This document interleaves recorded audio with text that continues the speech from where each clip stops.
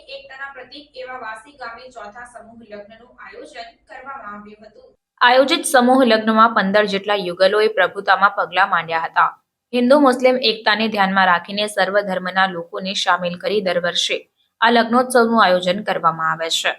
બાપજી charitable સેવા trust વાંસી દ્વારા અયુબ બાપુ તેમજ સરપંચ નિયાઝ મલિક તેમજ ટ્રસ્ટીગણ દ્વારા ચોથા સમૂહ લગ્નનું સફળતાપૂર્વક સમાપન થયું હતું, જેમાં દરેક યુગલને જીવન જરૂરિયાતના સાધનો સિવાય ઘર વખરી પણ આપવામાં આવી હતી।